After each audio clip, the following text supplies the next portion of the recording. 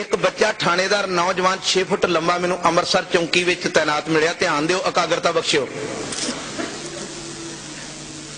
मैं उन्होंने वेख के आख्या मैनू बड़ी खुशी हुई आ, तू पंजाब पुलिस का थानेदार ते गुरु दिया सिखा, तू दाड़ा ते केस रखे हो, तेरा भला होवे। अज तां सिखी दे जिन्हें स्वरूप रखिया ना, जे एक सिख दे अंदरों असीस निकलदी ते गुरु दे अंदरों किन्नियां निकलदियां होणगियां। ध्यान दिओ, जेड़े गुरु दी खेती आ, असीं उहदे पहरेदार हां, असीं चौकीदार हां, प्रचारक। जे मैनू खुशी हुई ते गुरु कलगीधर पातशाह नू तेरे ते किन्नी खुशी हो।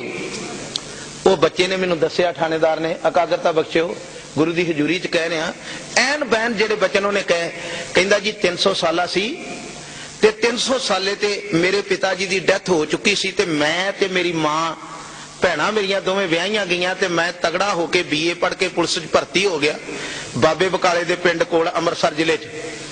कहंदा जदों मैं भर्ती होया ते मेरी मां 300 साले ते कहंदी पुत्त ये घर सिखां दा नहीं लगदा। ध्यान दिओ, ये घर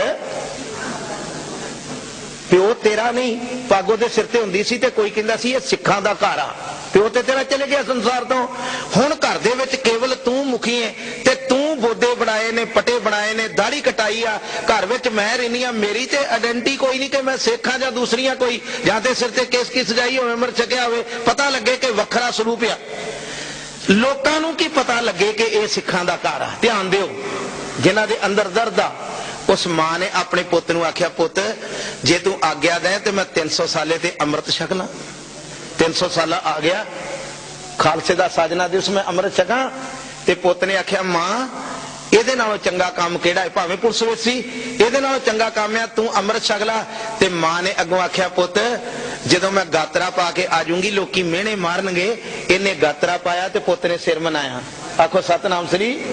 इन्हें ते गातरा पाया ते पुत ने सिर मनाया, किसां दी बेअदबी कीती आ। मैं तेरे अगे हथ जोड़दी हां, तू दाड़े वल्लों मैं तेनू नहीं कहंदी, तू सिर दा जूड़ा रख के पग बन्निया कर। ते पुत ने मन विच फैसला कर लिया कि मैं अपनी मां की भावना की कदर करनी है। उन्हें सिर का जूड़ा रख के पग बननी शुरू कर दी। मन में सोचा, अजे तुसी मैं उसका टैलीफोन नंबर दे सकदा, गल कर लो उहदे नाल। कहंदा जदों मेरे एडे एडे दाढ़ी दे भी केस हो गए ना, तो मैं रोज सोचा करा अज कटाउना कल कटाउना, मगर हिया ना पवे मेरा कटाउण दा। सिर दे केस रख ले, मां मेरी ने अमृत छकिया है। एकाग्रता बख्शो, आखो वाहिगुरू, गज के बोलो वाहिगुरू।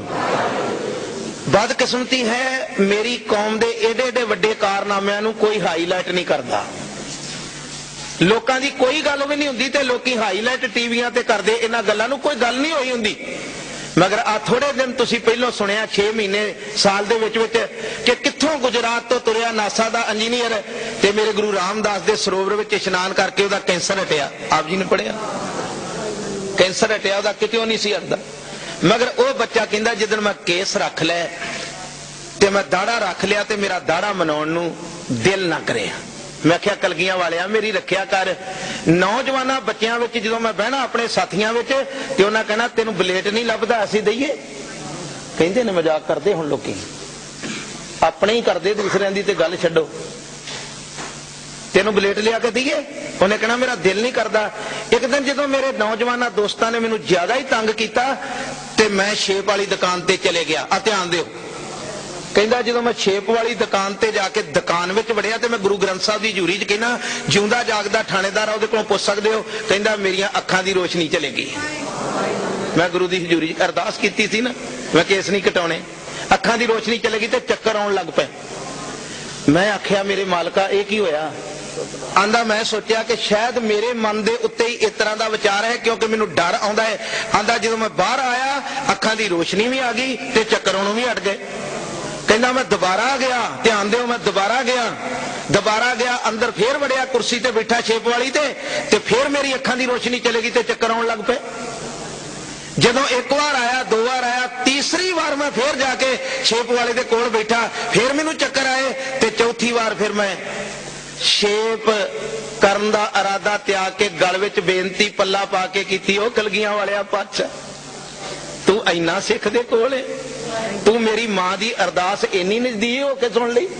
मेरी मां ने आख्या सी मेरा पुत केस ना कटाए ते कलगियां वालिया पातशाह तू इन्ना प्यार किया मेरी मां अमृतधारी दी अरदास नाल कि मैं केस कटाउण लई सोचदा वां ते मैं अन्ना हो जाना।